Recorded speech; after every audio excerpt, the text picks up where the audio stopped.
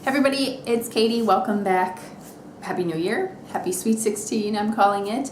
If you've been with my channel for a long time, you're going to recognize this tapestry or whatever it is, wall hanging. This was like in the kitchen of our old house, and all the pregnancy vlogs I did for both my kids years ago have this in them, I think. I've missed it. Trying a new location here. I want to do a quick video sort of recapping my goals for the past year, even though I don't think I actually made any goal videos last year. I was in a really good habit of making them years ago, maybe for 3 years or so. I would do them like quarterly, and I've fallen out of the habit, but I want to get back to it because I am enjoying seeing everybody else's, and it's very inspiring, and it just seems like a positive thing, and it also is effective. Like when I was making goal videos, I did a really good job of achieving a lot of those goals, holding myself accountable and keeping myself kind of on track with things that I wanted to move towards. So I'm about to start recording a video of my winter goals, my new goals for 2016. But before I did that, I wanted to recap my goals for last year. Even though I didn't make videos about them, I definitely had goals that I worked on last year. Last year was a huge, sort of tumultuous year for us because we moved cross country.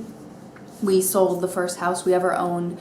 I think technically we sold the house in March and we moved in May of 2015, but it took several months to get the house ready to show and stuff, and with 2 kids underfoot, that was like a really big project. And then just there was a lot of hectic stuff, right? We moved 2,000 miles, we took this big long road trip, we moved all of our things, we had to find a new place to live.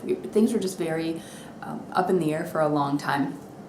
Some things are still definitely up in the air, but my goal through that whole process was just to try to weather those changes as peacefully as possible.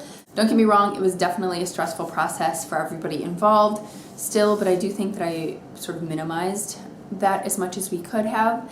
And overall I think we approached most of that big house selling, moving process pretty calmly. Over the past 6 months that now we have been getting settled in our new home in the Midwest, I have been focused on being unbusy. That's how I keep thinking about it. There's probably a better word for it, but in my head it's just the opposite of being really busy, or choosing to be busy.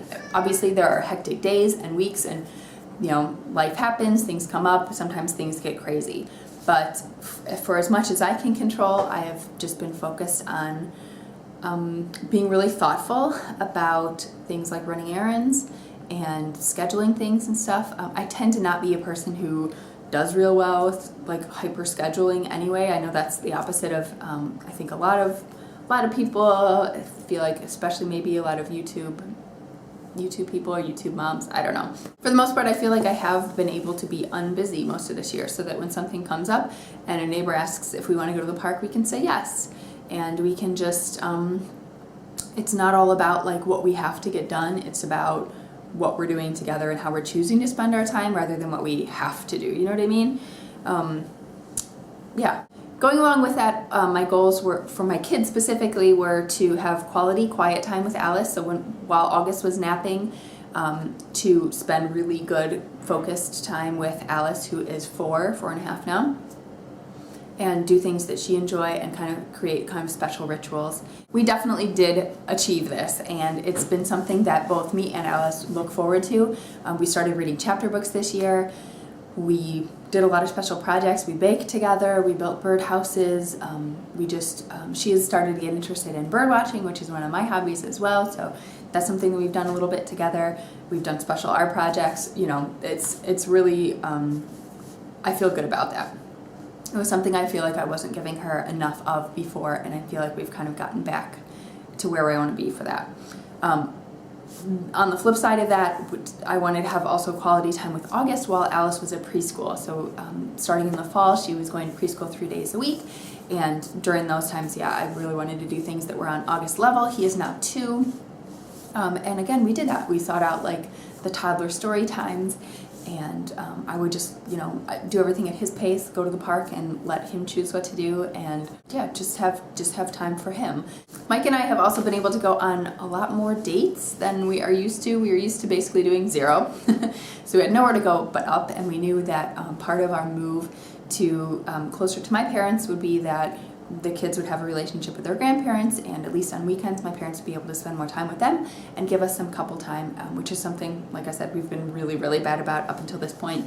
But in the past 6 months, yeah, we have once or twice a month been able to go do something, nothing extravagant, trust me, but just go out and explore together and reconnect just to some of our interests, and just, you know, have adult conversations together, and that's priceless. Last thing that I feel like I have achieved this year that I set out to do, and it's gonna sound kind of silly, but as I got into my mid-30s, I started wanting to learn more about makeup.